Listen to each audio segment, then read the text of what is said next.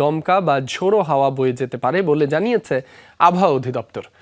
এ সময় এসব এলাকায় বজ্রসহ বৃষ্টির আশঙ্কাও রয়েছে। আজ শুক্রবার সকাল ৯টা পর্যন্ত দেশের অভ্যন্তরীণ নদীবন্দরগুলোর জন্য আবহাওয়া অধিদপ্তরের দেয়া সতর্ক বার্তায় এ তথ্য জানানো হয়।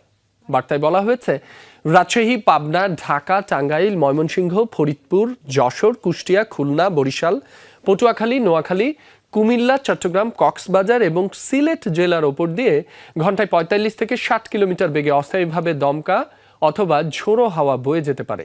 এ সময় বৃষ্টি অথবা বজ্রসহ বৃষ্টির শঙ্কা রয়েছে। তাই এসব এলাকার নদীবন্দরগুলোকে ১ নম্বর সতর্ক সংকেত দেখাতে বলা হয়েছে।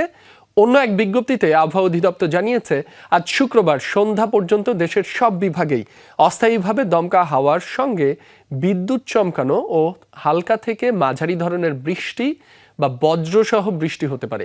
কোথাও কোথাও মাঝারি থেকে ভারী বর্ষণের আশঙ্কাও রয়েছে। এ ধরনের আবহাওয়া পরিস্থিতি আগামী কয়েকদিন ধরে অব্যাহত থাকতে পারে।